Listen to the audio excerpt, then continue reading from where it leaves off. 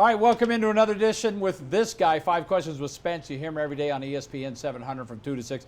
Happy birthday to your son, by the way. He's Happy 22. birthday, Connor. I have a 22-year-old son. 22-year-old. Yeah, he's 22. That's awesome. Well, good happy kid, birthday, though. Very Connor. proud of him. Yeah. He is a good kid.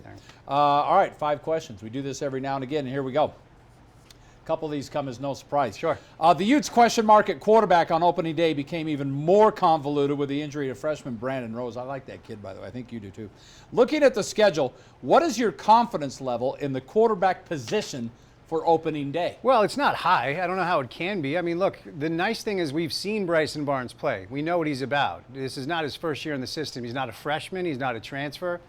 But you referenced it. I like Brandon Rose. More importantly, they really like him. So obviously Cameron Rising is QB1. When he's ready to go. But I know those guys up there had tremendous confidence that Brandon was going to be able to step in and play. I don't think it's an indictment on Bryson Barnes. I just think there's a natural ceiling on Bryson's game. So Andy's going to have to get creative. We know that he can. We know that he will. Kyle today mentioned packages for Nate Johnson, the backup quarterback. Yep. Get the running back room ready to go. Make sure Brandt's healthy. You got plenty of weapons without your top-tier quarterback. I maintain keep Cam ready for league play. That's just me. Just wait till get the first 3 games out If there's of the way. any questions, sit him Florida, sit him Baylor, sit him Weber. Let's get ready for UCLA on the 23rd. Well, if you sit anyone Florida and Baylor, you're definitely sitting them Weber. So sure. there you go. You got almost a month. I think so just get him ready for league play. Yeah, why not? All right. Question 2. The Associated Press preseason top 25 was released yesterday. You saw that. And of the 2024 Big 12 teams, the new league coming up, Utah is the highest ranked at number 14. What do you think the future holds for the Utes in the Big 12? I think instantly they're one of the top 2 or 3, if not the top football program in the Big 12. Texas Christian went to the CFP last year, so it's hard to take that away from him. Texas and Oklahoma, SEC bound. You can make an argument that Utah instantly is the premier football program in that conference. Now, look, your first foray into any conference, there's going to be a learning curve. There's going to be get used to the biorhythms. The travel is going to be different. I'm not saying they're going to win the Big 12 year one. I'm saying I think it's going to be a seamless adjustment that right away, along with TCU and maybe some others there at the top, depending on what Oklahoma State looks like from year to year, Utah right away is one of the premier football programs in the Big 12. So it helps going Power 5 to Power 5 100%. rather than, 100%, no question about that. All right.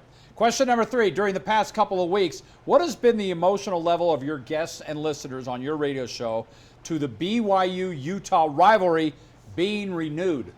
I think most people are for it. I think in our business, it's pretty simple. And shout out to Dr. Chris Hill, who once said this is for the self-serving media.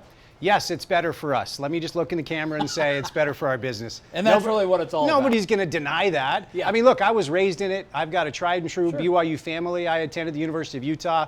My whole life I was either going to the game or watching the game. And I'm glad that it's back. I think it's fun. It should be fun. And if you get upset that people say mean things to you on the internet about it, maybe get a hobby. I don't know. It doesn't really matter.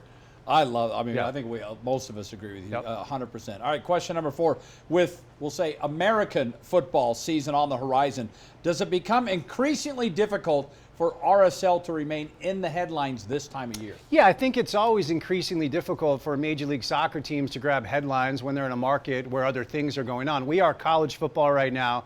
Pretty soon we're going to be NBA when the Jazz are back, and obviously the NFL is back too.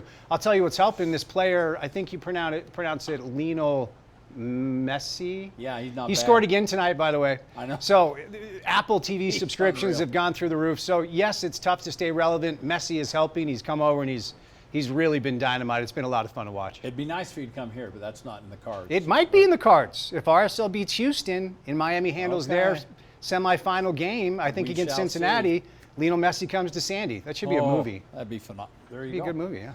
Question I'm an idea man, you know that. Yeah. Question number 5. This week you celebrate, speaking of Idea Man, 4 years on your radio show, The Drive, on ESPN 700. Congratulations. Thank you, sir. What do you have to say for yourself and your team? It's been a phenomenal 4 years. It took us a minute to build up the show. They say if you start a new show, give it 3 to 5 years. After 3 years, we started smoking our competition. We have 5 books where we're the #1 rated afternoon drive show in the market. We just passed 3 million downloads this week. And so what it is, my producer Porter is a dynamite kid. He's done a great job. He's evolved into a great show booker.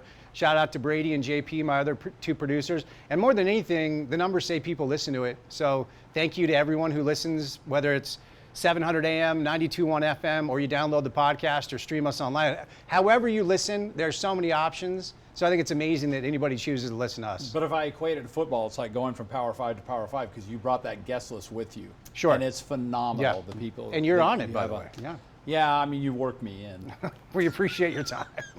Spence Checketts, you hear him every day on ESPN 700 from 2 to 6, and it's now been 4 years. Yes, sir. Keep it going, my man. Thank you, sir. Good to All see right. you. Thanks.